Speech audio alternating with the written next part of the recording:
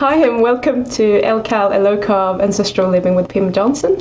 Today I have Tiffany with me. You might have seen me being interviewed by Tiffany not long ago for her podcast. So today we're going to do the opposite. I'm going to interview her about her addiction, which is alcohol. And I know for a fact that that applies to a lot of you people who are watching this. Because every time I talk about sugar addiction, you tell me that that's not my problem. I just drink instead. So I want her to share her story, and I'm hoping that we can get into what she's doing for a living, because that is very interesting to me, how she's managing all of that. And yeah, I'm just going to leave the floor to you. Thank you so much for being here. Thank you, Pim, so much for having me on today. It is a pleasure and an honor to be here and share just my story of overcoming this addiction that has plagued not only me, but my parents and my ancestors. And it goes back so far that, I do feel like I have to be the one to break it. To start, I guess I'd like to just talk about my family's history with it. Both my mom and my dad, both their sides have dealt with alcoholism. Most of my uncles and aunts on my dad's side, he's one of 4. And I can say for sure that all of them are alcoholics. Wow. And on my mom's side, she is one of 13. And not all of them are alcoholics, but the men definitely are. And the women, there's some that do dabble here and there. Maybe like 1 or 2 aunts are. And it's something that's just been so like normalized, I think, in my family. It's just part of our culture. My dad is from South Korea and my mom is from Mexico. And it is just something that I guess it is part of the culture. Like when you think, I guess, like growing up in the Korean and Mexican culture, you know, alcohol was always there, like beer and soju, which is the Korean drink of preference, where it was so prevalent in every family function. And so I grew up as a little kid just being so used to seeing this substance in our families.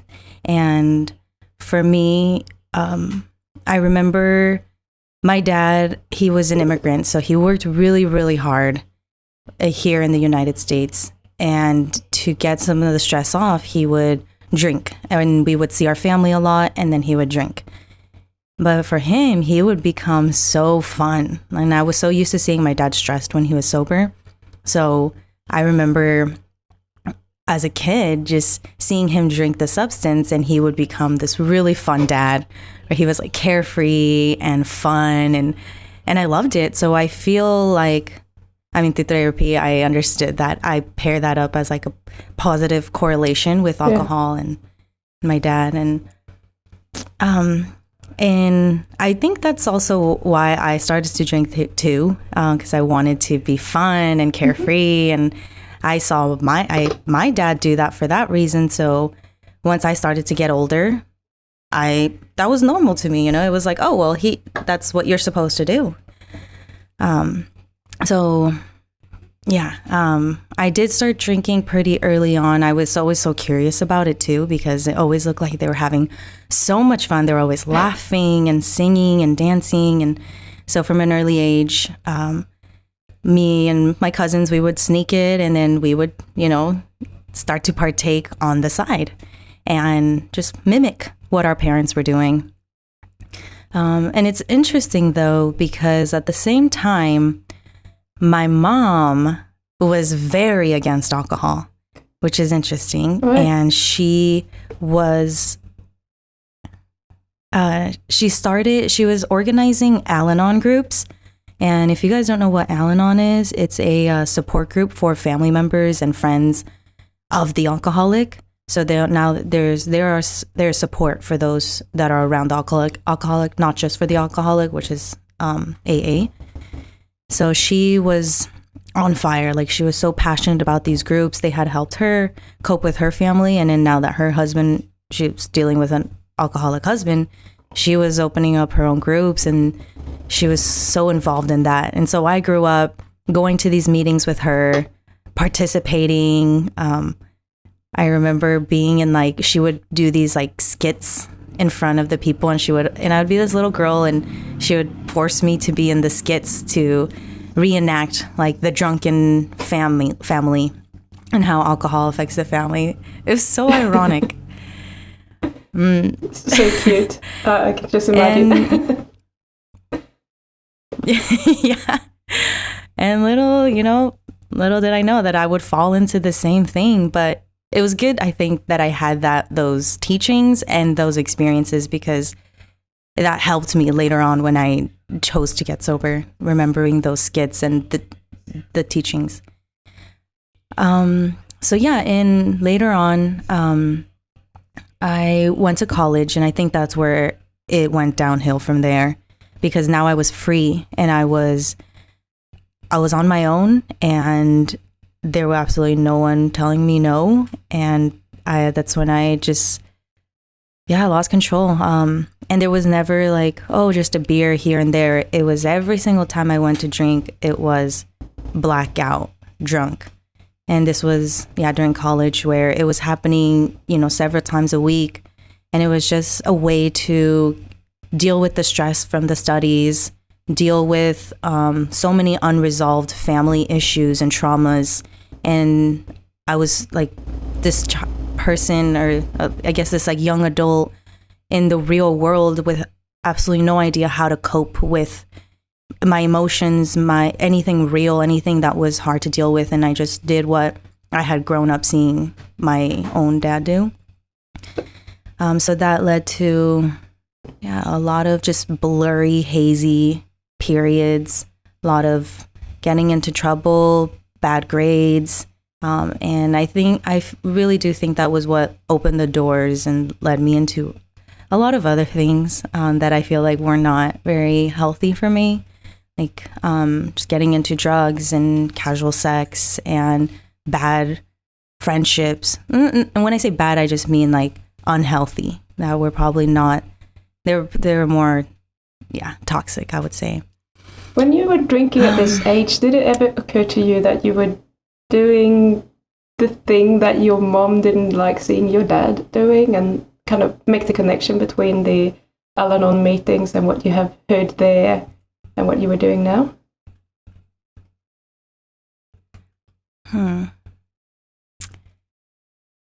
I guess I don't think I remember it at the time, making that connection. I feel like at that time I was just so focused on having fun. I think appearing cool, being accepted by my peers, and being able to outdrink everyone. That was more prevalent in my mind. But I think in the back, very, very back of my head, those teachings were there, because I remember turning to like some of her books, and then I do remember sharing some of the books with my friends, and they didn't want anything to do with them, because the books were talking about going back to your traumas and talking about the traumas, and my friends were like, no, we don't want to do this. I was like, okay, let's not do that. Put the lid on. And it was just like that brief period. They're like, no, we're not doing that right now. So. Wow. So this was ongoing the whole time you were studying? Yes, it was. It was throughout the whole studies. I honestly don't even remember studying that much, or the school part. I just remember partying that's pretty much all I remember. I luckily graduated and made it through. And after that, it was more of that. And I just felt even more lost after that. I was living with an ex, and we were again just, I had graduated from a university, and I was just sticking to working at a fast food place and just getting drunk all the time and smoking a lot of weed. And that was my life. And I looking back, I can see that I was just trying to numb, because I didn't want to face any of my childhood traumas. I didn't want to face the real world and my life in general, until it all like caught up with me, I think. And I think also meeting other people and hearing their stories is what finally led me to accept that I had a problem, and with these friendships and with the help of other people, I was able to face my own traumas and my own the things that terrified me through their support, and not have to turn to alcohol to get through it. Yeah. Yeah, learning healthier coping mechanisms and therapy for sure. So how did you come into contact with it? Or was it just, did you actually seek it out because you were just, okay, I've had enough of this now? Or what triggered that? Yeah, I sought it out, I think, because I kept spiraling and my life would become this like giant ball of just like, it was like a tornado where everything would just crumble. And it was these cycles where things would start to get better. And I finally made the connection where it was when the alcohol and the partying got out of control is when my life would crumble. And then I think it was, I'm 30 now. When I was maybe 27, I went to go see a psychiatrist because I said, I think there's something wrong with me. Like I can't control my life. And that was when I first started seeing a therapist. And she suggested that I stop drinking. And to me, that wasn't a possibility. I was like, well, I can cut down, but I'm not going to stop. And but that was when I first sought the help and finally admitted that I needed the help. So how did that go then? Because that's just 3 years. I mean, I say just 3 years, but for someone who's addicted to something and going from being where you were to where you are now, I mean, what happened? How did you change your mind? Was there anything specific that happened, or? I'm curious. Yeah, there was a lot. With the journey with my therapist was definitely a roller coaster. I mean, like it was an up and down journey where, you know, we tried the medications, we tried different like therapy, like different practices, I guess, that she would try. But I think what finally did it for me was just developing a spiritual practice. And for me, that clinging onto that is what did it for me and has helped me to this day.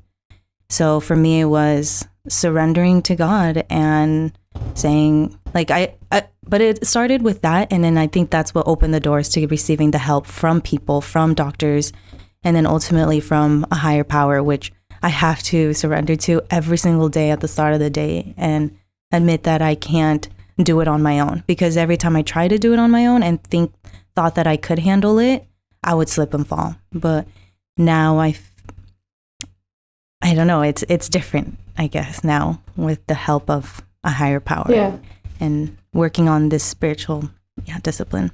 So when you say slip and fall, what would usually happen? How bad were those slips and the falls? I guess just relapsing. And so when things would be going well, you know, I would be on my medication and things would be going well. And then something, you know, life happens, traumas happen all the time. And because I wasn't as strong or just still didn't know how to cope with things, I would turn back to alcohol. And then that would turn into a bender for days, and where I'm drinking by myself and I'm just getting blacked out drunk by myself and just becoming isolated from the world and being alone with my thoughts. And it's just a really, really dark hole. And that would be my slip and fall. And then to come back out of that, it's months and months to finally see the light at the end of the tunnel, and then to finally reach it and be like, oh my gosh, there went so much of my life again. Yeah, and something that I see, I mean, it's been a problem for me, it's probably a problem for most people who are addicted to anything, is that once you are down that rabbit hole, it's so hard to climb up. And I don't know about you, but you kind of blame yourself, calling yourself a bit useless, those sort of thoughts that just makes everything a lot darker than it has to be. Did you have any help from the outside? Like, were you even able to receive help from the outside at those moments, or was it like, I'm going to shut the doors now and I'm not going to have any contact with you until I'm done?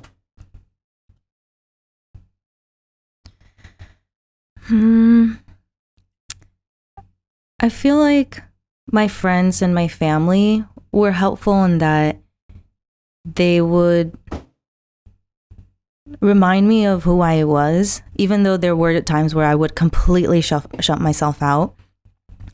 There would be friends and family, and my cousin, she reached out and took me out to eat, and she could just see that I was in such a dark place, and she just shared, and I think, it was them that were able to help and help me through those moments.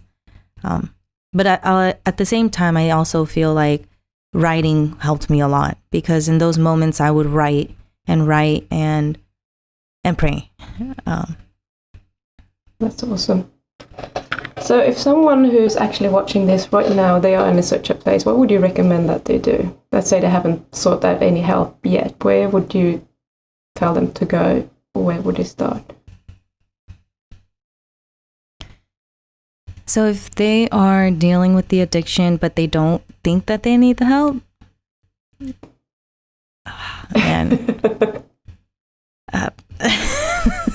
I would say keep doing what you're doing until it hits you in your face, but I would say think of your potential, and think of how many people you can help by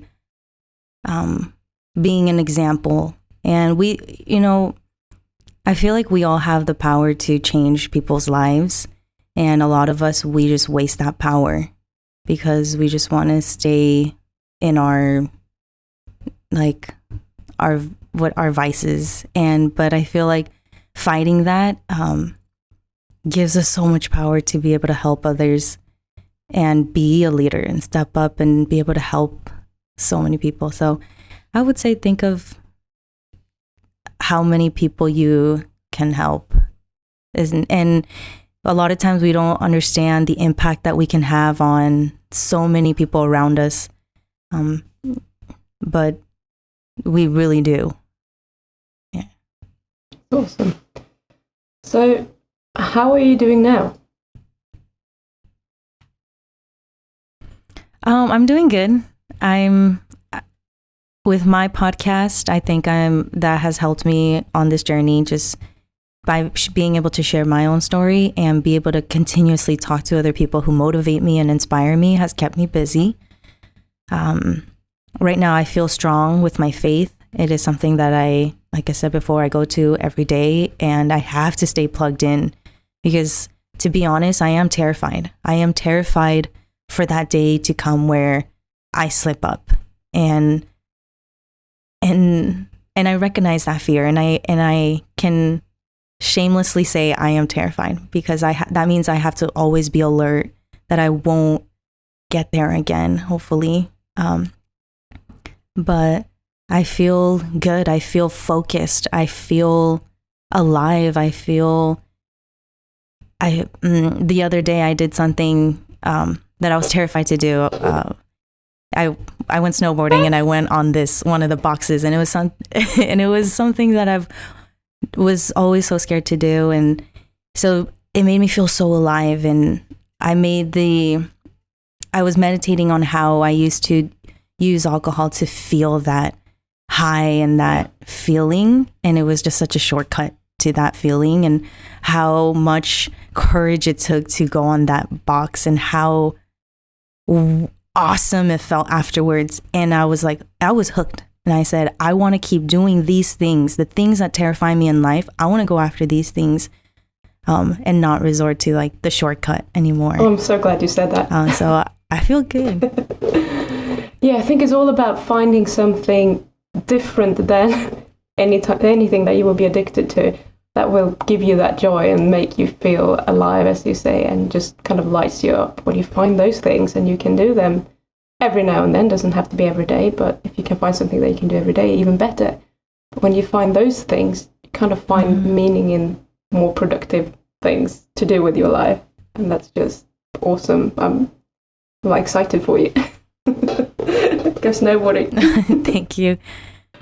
Yeah, that's brilliant. So do you want to tell us about your job, how long you've been there, and what sort of challenges you are facing there? Sure. So currently I am a cocktail server at a comedy club where my job is to push as much alcohol as I can to my guests and to recommend alcohol and to say, let's get the party started, guys. What are we drinking? And it is a huge challenge. But I think at the same time, it's helping me because I see them get so obliterated sometimes. And I'm like, oh my gosh, that used to be me. And they will act so silly. Yeah. But it is a challenge. And then I work with a whole bunch of coworkers too, who, back in the day when I was drinking, the tradition or just the habit was to go get a drink at the bar next door after work. And that was just like the weekly cycle. So now I've had to take a step back and not join them as much anymore. But I can still sometimes go out with them and, I'll sit and talk. And then once they start drinking too much, then I'll head home. But it's pushing me more to get out and do other things and say, I think it's finally time to close the chapter on this type of work that I've been doing for so long, because it was just easy and comfortable and it supported my alcoholic lifestyle. Yeah. So have your colleagues been supportive of you quitting, or a bit, why are you doing that? A little bit of both. Okay. But I think in the end, I can see that they're happy for me. And some of them they like to mention to me, or I've noticed that they'll tell me how much less they're drinking now. And we're starting to do other things outside of work. So with one coworker, we're going to the gym now. Other coworker, we're doing more photography stuff. So it sparked more activities besides just kind of hanging out and wasting time and just spending money and then wasting the next day waking up hungover. Now we're doing other things, and I feel like it's been a positive effect. And they also knew some of my story, so I can see that some of them have voiced that they have been happy for me, and then some other ones are like, "Oh, you're still doing that? You're being boring," and just okay, well, that's your opinion. But yeah, I'm having fun. Yeah, I'm having a blast with my podcast. Exactly. And it's amazing. I mean, you actually influenced your workmates that you used to go out drinking with, some of them anyway, to do other things that are healthy for them. So it's not just through your podcast that you might be able to influence people just by doing it. Everyone who used to see you as this old Tiffany, when they see you doing this, and if they think that they need to quit, they might just be really inspired by what you're doing. So I think it's brilliant, and I'm so impressed that you are working in a cocktail bar. I'm like, what? That's no, it's amazing. Yeah. So what's your plan moving forward? Just keep doing what you're doing, or do you have other plans? Do you have plans for the future that just simply can't involve drinking, or what's happening? For sure, I want to stay sober. I think this is something that I really want to accept, that this isn't just a temporary thing. And I think it helps me when I see the larger picture, when I see the story of my parents and my ancestors, and I say that this is something that has, really haunted and cursed my family. And I see, my family, we had to deal a lot with poverty, and I just feel like I can kind of see a connection there. with the alcoholism and the abuse as well. So I feel like this character in on our story, in our book of our family and my ancestors, where I'm this, like, in my book, you know, I'm the main character, and I have to face this giant and battle it and not let it continue to destroy my family or keep us like in hell or in these like lower levels, and that I have to step up and take the sacrifice. You know, I had so much fun. I had great times when I would drink, and yeah, there are times when I miss that feeling. That's why it's so popular, because it's awesome. But I feel like I do have to make that sacrifice for my future and my future generations and the future ancestors, and just be that example and see if it will make any change. And I know that it will. Yeah. So continue to stay sober, continue to work on projects to spread that message for my families and, you know, their kids and just those future generations. And just continue to do more things that terrify me, and doing them without liquid courage and just do it with my own self to say that I did it. What does your family say?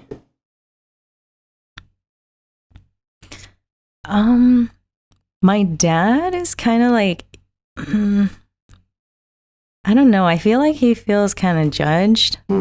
He doesn't say much. But for example, we just went out to eat the other day, and when the server came by to get the drinks orders, his first thing was, me and both my brother and I became sober at the same time, because we talked about it and we know how, like, we're on the same page. So it's been really helpful. I probably should have mentioned that I have my brother by my side through all of this. So it's been a huge blessing to have him as my brother and to have a partner in this. But my dad instantly said, these two are sober, in like the sarcastic tone. And then so I don't know how he feels. He hasn't said anything. Yeah. And, you know, he'll still drink on our family meetings. And my mom, she's happy. She's really happy for us. That's great. I feel like that is such a parent response though. They don't usually like when we change. But I think he will probably come around, and at one point he might actually tell you that he's proud of you. I really hope so. I think he is. But it's going to be hard to accept when he can't do it himself. And I don't have any children, but from what I can see, it's like, you know, when you're a parent, no matter how old your children are, you are supposed to teach them how to do things. So when they figure things out that you can't do yourself, it's kind of a little bit uncomfortable. Yeah, and I can understand him. And that's why I won't say anything to him like, you should quit, you know, this is destroyed. I'm like, you have your own journey and I have my own. Yeah, absolutely. So in terms of alcohol, would you ever consider, like, if it's like, okay, it's Christmas or it's New Year, would you consider having one glass? Or are you so scared of having one glass of wine or whatever that you rather not even think the thought? I think right now I will say nothing, because one turns into two, and two turns into four turns into 8, and so on. So for now, I have to keep saying not even a drop. Yeah. It's so, and maybe that will change in the future. Yeah. I don't know. And that's kind of my journey, but in reverse, because I could not go to the 100% abstinence. I had to go to having control of my sugar intake, to moving towards the abstinence. But I think with alcohol, it's very often the opposite, that it's really, really, for some reason, it's very hard to control that one glass, because you don't drink one glass of wine when you're an alcoholic. It's just like you drink one bottle plus one, maybe, you know. So yeah, it will be interesting, and it will be interesting to follow your journey as well. And I do believe that you can go to doing that if you want to. But yeah, I can understand why you're scared. Absolutely. Do you have any other words of wisdom that you want to share with the public? I would say that to always look to, defeat the things that have control over you, and to always be on the lookout to see the things that you depend on for comfort. And it's so crazy. And I now that I'm more spiritual, I see that we have these like gods, even though they're not like your typical god, but it could be so simple as shopping, gambling, smoking, sugar. And it's anything that has control over you, and that becomes like your story, not just your story, but your game in life, and gaining the courage to fight these things and is what empowers you and helps you, not only for you to experience more of life, but to I think help others as well experience more of life, because when you're doing it, other people can do it as well, especially those around you, and knowing that there will always be people around to help and to be part of your journey and to aid you. And I think that's one of the greatest things that I've gotten in result of this journey, of just dealing with the things that just my obstacles in general, is just meeting so many other people who are also fighting the same fight, whatever their fight is, but that they are fighting too. And then we fight together, and I help them when they're fighting, and they help me when I'm fighting, because we're just in this life together, and we're celebrating it together. We celebrate our wins and don't focus too much on the falls, and just pick each other up and then continue to fight together. And that's life. So knowing you're not alone, and just always asking for the courage, and knowing that in my opinion, in my experience, there is a higher power that's there to help and guide you and to empower you, to give you that strength. Beautiful. I love that. And one thing with addictions in general is the community seems to be number one. Like, no one can quit anything on their own. You need some support, or I say no one, but there might be an outlier or two. But in general, if you have the support, if you have the community, you can kind of get strength from that. So yeah, awesome points. Oh yeah, it's so important. I think that's a huge lesson. You really can't do it alone, and it's kind of naive to think one can. I think. Yeah, absolutely. And I think if you do it on your own, I think the journey is going to be a lot longer, at least. Oh yeah. Awesome. And harder. So, do you want to tell us about what type of interviews you're having on your podcast? I think that might interest a few people watching this. Sure.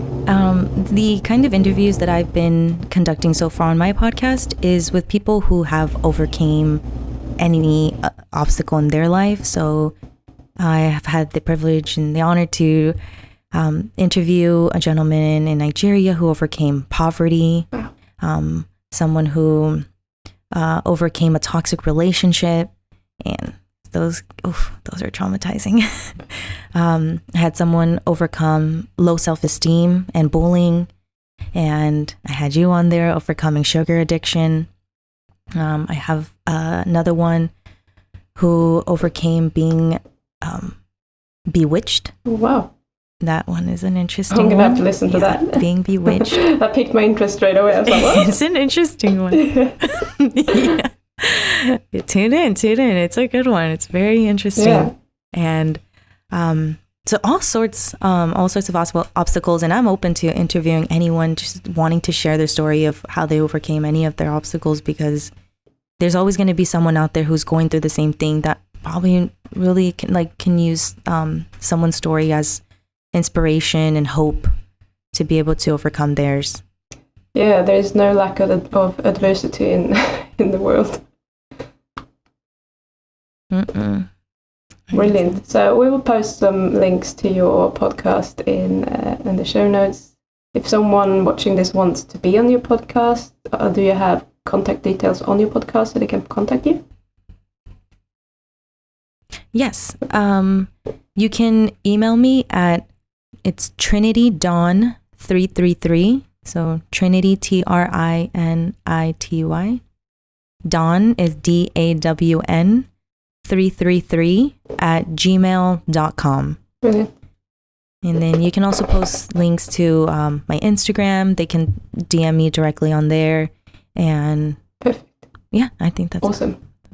Okay, thank you so much for coming here and sharing your story. I'm sure it will be helpful to a lot of people, and I think a lot of people are going to recognize themselves in your story as well. So thank you. Thank you, Pim. It was a pleasure, and it feels really wonderful to be here in this moment right now, to be able to be sharing my story with a smile on my face and know that, and just this feeling of that I'm winning the battle, you know. So it is such an honor. Thank you so much for this opportunity again. Thank you.